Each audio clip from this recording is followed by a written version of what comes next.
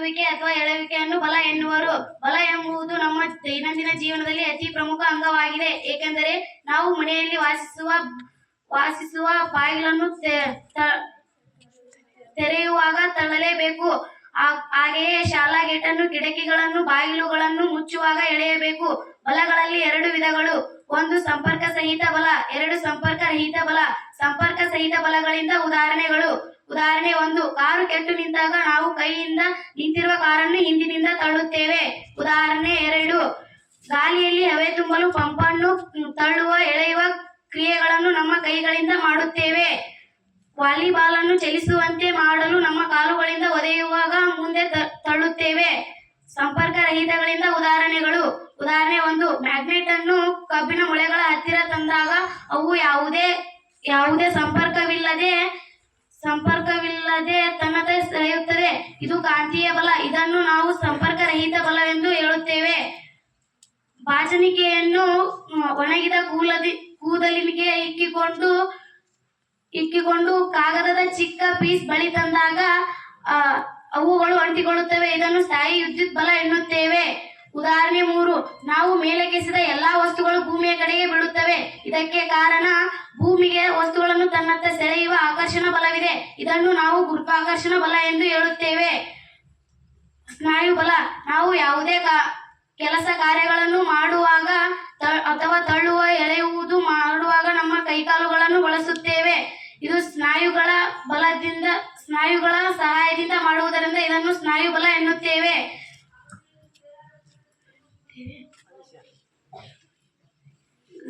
ಸ್ನಾಯು ಬಲಕ್ಕೆ ಉದಾಹರಣೆಗಳು. ಕಟ್ಟಿಗೆಯ ಸಹಾಯದಿಂದ ಗಂಟೆಯನ್ನು ಸ್ನಾಯು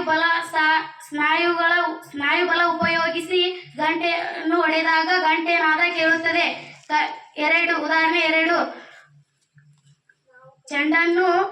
ಚೆಂಡನ್ನು ಬ್ಯಾಟಿನ ಸಹಾಯದಿಂದ ಹೊಡೆಯುವಾಗ ಸ್ನಾಯುಬಲ ಉಪಯೋಗಿಸಿ ಚೆಂಡನ್ನು ಮುಂದೆ ತಳ್ಳುತ್ತೇವೆ.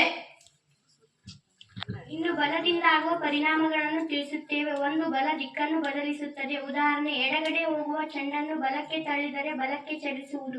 ಹೀಗೆ ಬಲ ದಿಕ್ಕನ್ನು ಬದಲಾಯಿಸುತ್ತದೆ ಎಂದು ತಿಳಿಯಬಹುದು. 2, ಬಲ ಆಕಾರವನ್ನು ಬದಲಿಸುತ್ತದೆ. ಉದಾಹರಣೆ, ನೀರಿನಿಂದ ಕಲಸಿದ ಹಿಟ್ಟನ್ನು ನಮ್ಮ ಕೈ ಬಲದಿಂದ ಪ್ರಯೋಗಿಸಿದಾಗ ಚಪ್ಪಟೆ ಅಥವಾ ಗೋಲಾಕಾರ ಯಾವುದೇ ಆಕಾರದಲ್ಲಿ ಬದಲಾವಣೆಯಾಗಬಹುದು. 3, ಬಲವು ಚಲಿಸುವ ವಸ್ತುಗಳನ್ನು ನಿಶ್ಚಲ ಸ್ಥಿತಿಗೆ ತರುವುದು. ಉದಾಹರಣೆ, ಚಲಿಸುವ ಗೋಲಿಯನ್ನು ನಮ್ಮ ಕೈ ಬಲದಿಂದ ತಡೆದಾಗ ಅದು ನಿಶ್ಚಲ ಸ್ಥಿತಿ ಅಂದರೆ ಸ್ಥಿರವಾಗಿ ನಿಲ್ಲುತ್ತದೆ. 4, ಬಲವು ನಿಶ್ಚಲ ಸ್ಥಿತಿಯಲ್ಲಿರುವ ವಸ್ತುಗಳನ್ನು ಚಲಿಸುವಂತೆ ಮಾಡುತ್ತದೆ. ಉದಾಹರಣೆ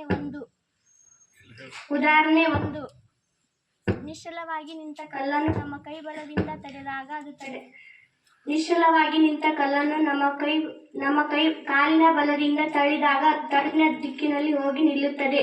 ಉದಾಹರಣೆ 2, ನಿಶ್ಚಲ ಸ್ಥಿತಿಯಲ್ಲಿರುವ ಪೆನ್ಸಿಲ್ಗಳ ಗುಂಪನ್ನು ನಮ್ಮ ಕೈ ಬೆರಳಿನ ಬಲದಿಂದ ತಳ್ಳಿದಾಗ ಅದು ಮುಂದಕ್ಕೆ ಚಲಿಸುತ್ತವೆ. 5, ಬಲವು ಜವವನ್ನು ಬದಲಿಸುತ್ತದೆ. ಉದಾಹರಣೆ, ಓಡುವ ಗಾಳಿಯನ್ನು ಹೆಚ್ಚಿನ ನಮ್ಮ ಕೈ ಬಲದಿಂದ ತಳ್ಳಿದಾಗ ಅದು ಹೆಚ್ಚಿನ ವೇಗದಲ್ಲಿ ಚಲಿಸುವುದು. ಒಬ್ಬ ವ್ಯಕ್ತಿ ಜೀವಂತವಿದ್ದಾನೆಂದರೆ ಅದಕ್ಕೆ ಸಾಕ್ಷಿ ಚಲನೆ. ಇಂತಹ ಸಾಕ್ಷಿಗೆ ಕಾರಣ ಬಲ ಮಾತ್ರ. 3 ಮೂಲಭೂತ ಬಲಗಳಿವೆ. 1, ಗುರುತ್ವಾಕರ್ಷಣ ಬಲ. 2, ಕಾಂತೀಯ ಬಲ. 3, ಅನುಬಲ. ಅತಿ ದುರ್ಬಲ ಬಲ ಗುರುತ್ವಾಕರ್ಷಣ ಬಲವಾಗಿದೆ.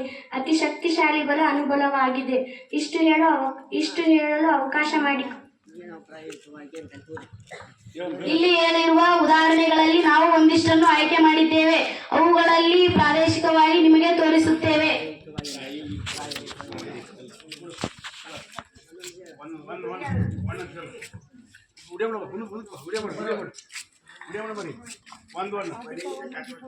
ಕಾರು ಕೆಟ್ಟು ನಿಂತಾಗ ನಾವು ಕೈಯಿಂದ ನಿರಂತರವಾಗಿ ಹಿಂದಿನಿಂದ ತಳ್ಳುತ್ತೇವೆ.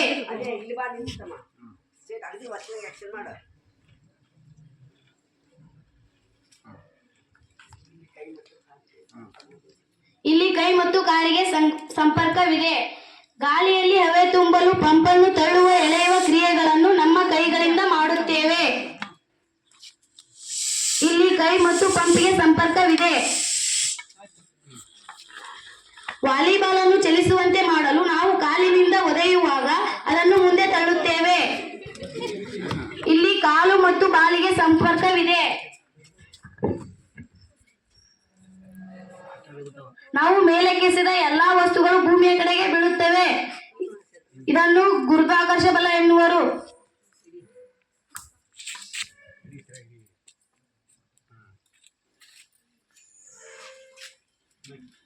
ನಾವು ಕಟ್ಟಿಗೆ ಸಹಾಯದಿಂದ ಗಂಟೆಯನ್ನು ಸ್ನಾಯುಬಲ ಉಪಯೋಗಿಸಿ ಹೊಡೆದಾಗ ಗಂಟೆಯ ನಾದ ಕೇಳುತ್ತದೆ. ಚೆಂಡನ್ನು ಬ್ಯಾಟಿನ ಸಹಾಯದಿಂದ ಸ್ನಾಯುಬಲ ಉಪಯೋಗಿಸಿ ಹೊಡೆದಾಗ ಚೆಂಡು ಮುಂದೆ ಚಲಿಸುತ್ತದೆ.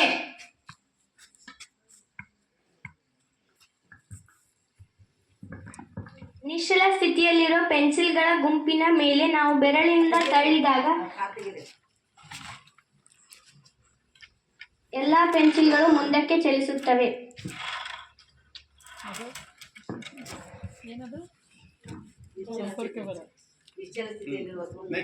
ಎಡಗಡೆ ಹೋಗುವ ಚೆಂಡನ್ನು ಬಲಕ್ಕೆ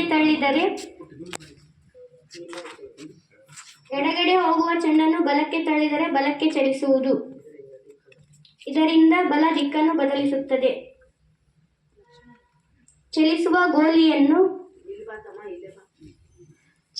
ಗೋಲಿಯನ್ನು ನಮ್ಮ ಕೈ ಬಲದಿಂದ ತಡೆದಾಗ ಅದು ನಿಶ್ಚಲ ಸ್ಥಿತಿ ಅಂದರೆ ಸ್ಥಿರವಾಗಿ ನಿಲ್ಲುತ್ತದೆ. ನಿಶ್ಚಲವಾಗಿ ನಿಂತ ಕಲ್ಲನ್ನು ನಮ್ಮ ಕಾಲಿನಿಂದ ತಳ್ಳಿದರೆ ಅದು ತಳ್ಳಿದ ದಿಕ್ಕಿನಲ್ಲಿ ನಿಲ್ಲುತ್ತದೆ. ಇಷ್ಟು ಹೇಳಲು ಅವಕಾಶ ಮಾಡಿಕೊಟ್ಟ ನನ್ನ ಗುರುವೃಂದಕ್ಕೆ, ಸಹೋದರ ಸಹೋದರಿಯರಿಗೆ ಅಭಿನಂದನೆ.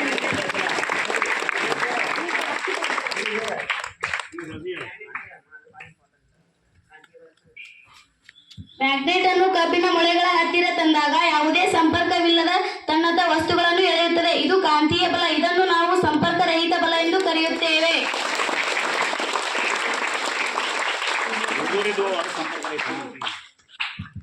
ಧನ್ಯವಾದಗಳು.